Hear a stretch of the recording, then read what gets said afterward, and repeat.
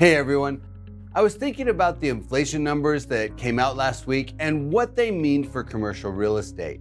On the surface, the new lower CPI number has renewed speculation that the Fed will reduce rates this year.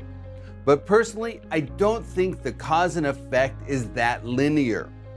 I know that several economists are speculating that if the shelter component is removed from the CPI number, it takes inflation down to the 2% range, and it's been there for about a year.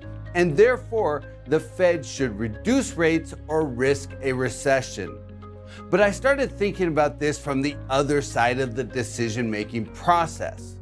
In other words, I put myself in the shoes of the Federal Reserve and considered the policy decision from what I imagined their perspective would be.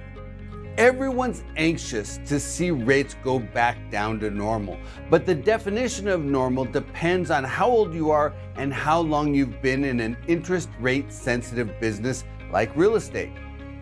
The normal 10-year Treasury rate for someone who's been in the business for 10 to 15 years is about 2.25%. Normal for people who were in the business between 2000 and 2009 was 4.5%, which is about where we are today. Normal for people in the business in the 90s was about 6.5%, and normal from about 1970 to 1990 was about 9%.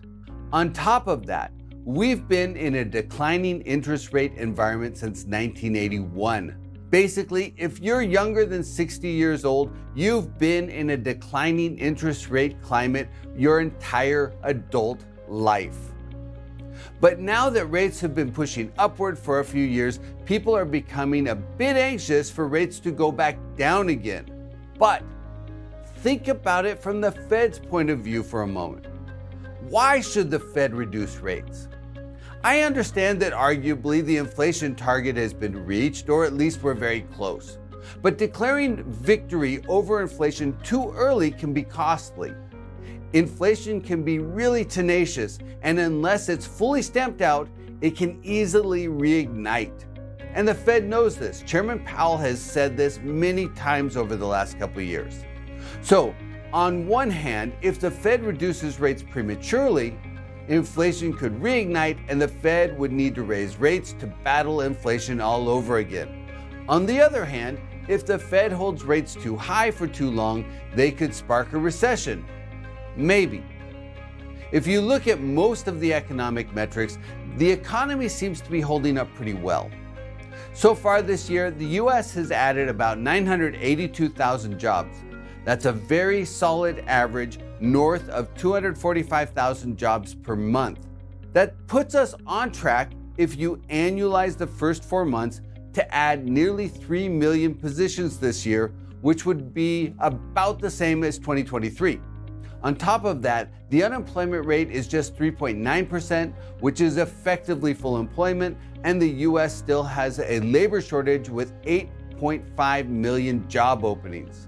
Wages are growing by about 4%. Total savings, including money market funds, have been on the rise for 10 months, and new business applications are near a record level.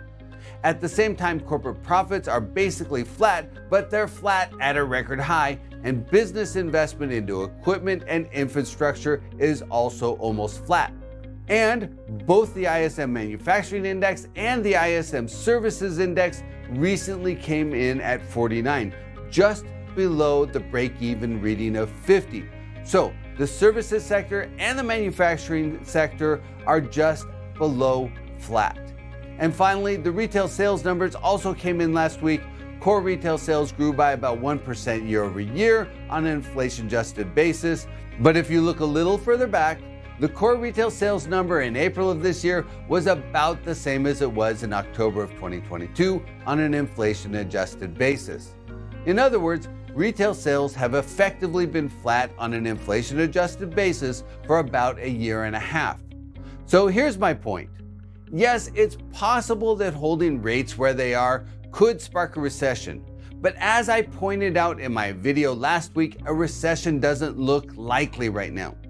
So, were I in the Fed's shoes, it would be hard to find a compelling reason to reduce interest rates right now. And quite frankly, the commercial real estate market is adapting to the higher interest rate climate. We've seen commercial real estate prices come down by up to 20% depending on the property type and the market, while cap rates have been adjusting upwards. The sector is definitely still in a recalibration process, but we're making headway. So as a commercial real estate investor, you may want to plan for the 10-year Treasury to remain range-bound somewhere in the mid 4% range through the remainder of this year. If the Fed does make a 25 basis point cut at some point, the Treasury could nudge a bit lower. But overall, it appears the economy is near equilibrium, and unless something happens to shift the outlook, a major geopolitical event, for example, investors should have some runway to work with. But as always, we need to watch for signs of change, which is why investors always need to keep their eyes on the horizon.